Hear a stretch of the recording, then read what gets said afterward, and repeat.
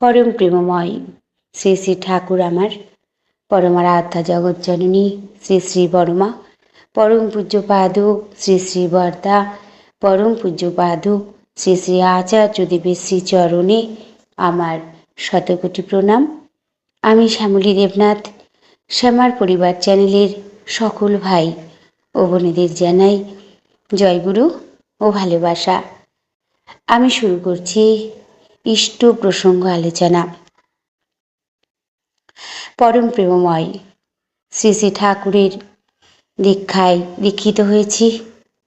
সকল সময় চেষ্টা করি ঠাকুরকে ভালোবেসে তার প্রতি ভক্তি প্রেম নিবেদন করে যেন তাকে ভালোবাসতে পারি, তাকে জীবন্ত ভগবান বলে মনে করি। সকল সময় বাস্তব জীবনে তার দয়া পেয়ে থাকি, উপলব্ধি করতে পারি প্রত্যেক সময়।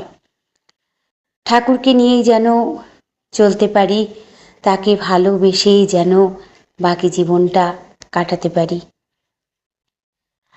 আমরা সংসারী মানুষ, আমাদের সংসারে প্রতিনিয়ত নানা রকম অশান্তি, অসুখ বিসুখ, নানা রকম ঝামেলা থেকেই যায়। প্রত্যেকের সংসারেই কিছু না কিছু এই নিত্য যন্ত্রণায় আমরা ভুগে থাকি। কিন্তু এই নিত্য জ্বালা যন্ত্রণার মধ্যেও যদি তাকে স্মরণ করি, তবে আমরা একটু হলেও শান্তি পাই। আমরা কখনোই আমাদের পুরোপুরিটা ঠাকুরকে দিতে পারি না, কারণ বিশ্বাস আমাদের বড়ই অভাব, ভরসা আমাদের বড়ই অভাব। আমরা প্রকৃত ভরসা ঠাকুরকে করতে পারি না। যখন আমরা বিপদে পড়ি, আমরা তখন ঠাকুরকে ডাকি ঠিকই, কিন্তু নানা রকম চিন্তা ভাবনা যখন মনটার ভিতরে জড়িয়ে ওঠে, ভীষণ জালে জড়িয়ে থাকি, তখন আমরা যদি সম্পূর্ণভাবে তার কাছে আত্মসমর্পণ করি, তবে কিন্তু কিছুটা হলেও আমরা চিন্তা ভাবনা থেকে মুক্ত থাকতে পারি। কিন্তু আমরা করি না, আমরা পারি না। আমরা যখন বিপদে পড়ি তখন তাকে ডাকি এবং তার চরণতলে গিয়ে তখন বসে থাকার সময় আমাদের অনেক হয়। আমরা যখন সুখে থাকি, স্বাচ্ছন্দ্যে থাকি, মহা আনন্দে মহা উল্লাসে আমাদের দিন কাটে, তখন কিন্তু ঠাকুরের কাছে বসবার মতো সময় আমাদের থাকে না। প্রত্যেকেরই একই অবস্থা, কিন্তু ঠাকুর সকল সময় ভালোবাসেন। ঠাকুর সকল সময় আমাকে আগলে রাখেন। আমরা এটা একবারও কিন্তু ভেবে দেখি না। নানা রকম সমস্যায় যখন পড়ি, তখন ঠাকুরকে গিয়ে বলি, ঠাকুর এই বিপদ থেকে আমায় রক্ষা করো। যেন তিনি আমার আদেশ, আমার হুকুম শোনার জন্য সিংহাসনে বসে আছেন। তাকে গিয়ে আমরা এগুলো বলতে থাকি, কিন্তু একবারও ভেবে দেখি না কতটা তাকে আমরা ভালোবাসি, তাকে কতটা আমরা বিশ্বাস করি, কতটা আমরা তাকে ভক্তি করি। ঠাকুর বলেছেন, যজন যাজন ইষ্টভীতি করলে কাটে মহাভীতি। আমরা যদি ঠিকঠাকভাবে তার কথা অক্ষরে অক্ষরে পালন করি, সত্যি তো আমাদের কোনো ভয় থাকবে না। কিন্তু আমরা সেটা করি না বলেই আমরা ভয় পাই, আমরা বিপাকে পড়ে থাকি। এমনও মানুষ আছে এখনো, তারা এতটাই অবুঝ, ঠাকুরের নাম নিতে বললে তারা এড়িয়ে যায়। তারা বলতে চায় তাদের এখনো সময় হয়নি, বয়স হলে তারপরে দীক্ষা নিতে হয়। তাদের এমনই মন্তব্য। কিন্তু আমার ঠাকুর বলেছেন, সংসার সুন্দর হয়ে ওঠে যদি ইষ্টমুখী চলনে সকল সময় চলা যায়। আগে নিজে চলবে, পরিবার এবং তারপর প্রতিবেশী সকলকে নিয়ে সুন্দরভাবে। ঠাকুরের দীক্ষা নিলেই শুধু দীক্ষা না, আমরা আদর্শ শিক্ষাও পেয়ে থাকি। তার দীক্ষায় দীক্ষিত হলেই আমাদের আচার আচরণ, ব্যবহার, স্বভাব, চরিত্র সব কিছু পাল্টে যায়। কিন্তু সেটা আমরা ভাবি বা কতটা? ভাবি না তো। কাউকে বলতে গেলে তারা কেমন যেন একটা করে যে এত অল্প বয়সে দীক্ষা নিয়ে ঠাকুরের নীতি কী পালন করব, কী বা আমার ছেলে মেয়েরা পালন করবে, তারা এরম বলে থাকে। ঠাকুর আমার বলেছেন 12 বৎসর পূর্ণ হলেই তাকে দীক্ষা দেওয়া লাগে। ছোট থেকেই সে পরিবারে যদি দেখতে পায় তার বাবা মা ইষ্টকে নিয়ে চলে, তারা ইষ্টপ্রাণ, তবে সেই যে সে দেখছে তখন থেকেই সে তৈরি হয়ে ওঠে।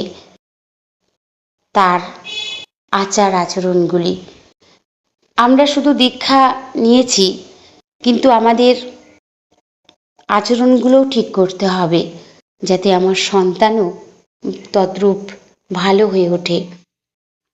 দীক্ষা নিয়ে ঠিকঠাকভাবে ঠাকুরকে অনুসরণ করে চলতে হয়।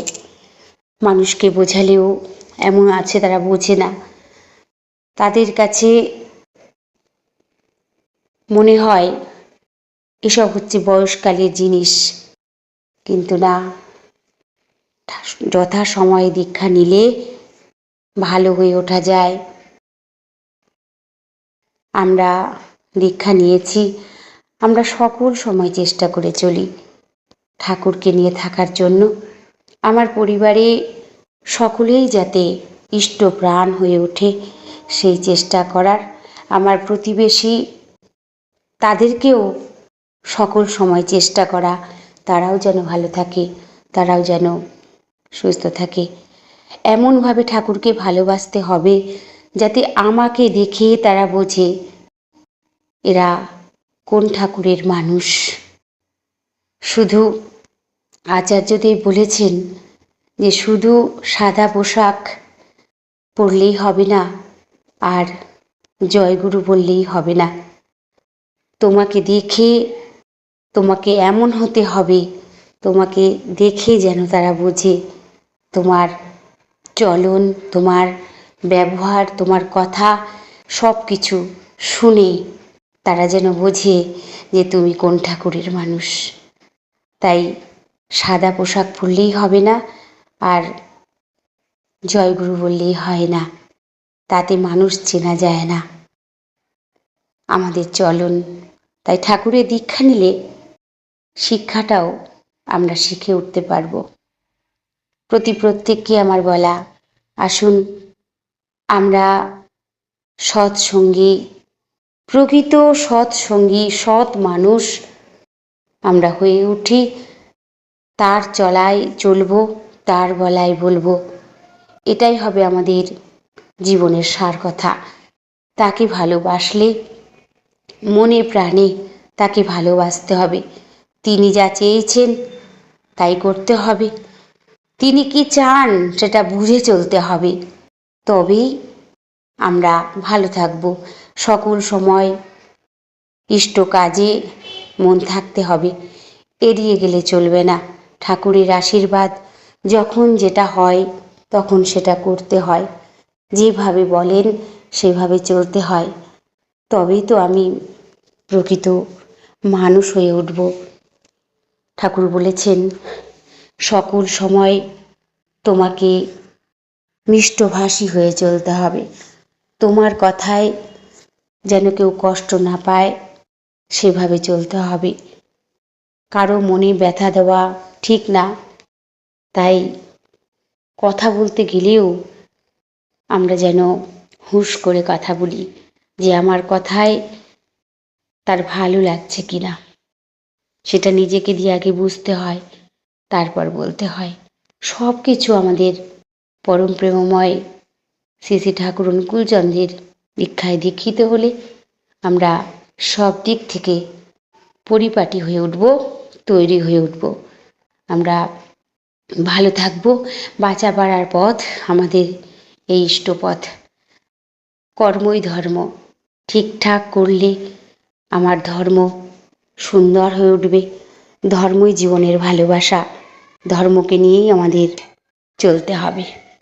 আসুন আমরা যারা যারা এখনো শ্রী শ্রী ঠাকুরের দীক্ষায় দীক্ষিত হননি তারা অতি অবশ্যই দীক্ষা গ্রহণ করুন। দীক্ষায় শিক্ষা হয়। আমরা আমাদের ভাবা বলা করা সব কিছুই শিখতে পারবো। আমরা প্রকৃত মানুষ হয়ে উঠব। সবাই ভালো থাকবেন, সুস্থ থাকবেন। পরম দয়ালের শ্রীচরণে আমি সকলের জন্য মঙ্গল প্রার্থনা করি। জয় গুরু। বন্দে পুরুষোত্তম।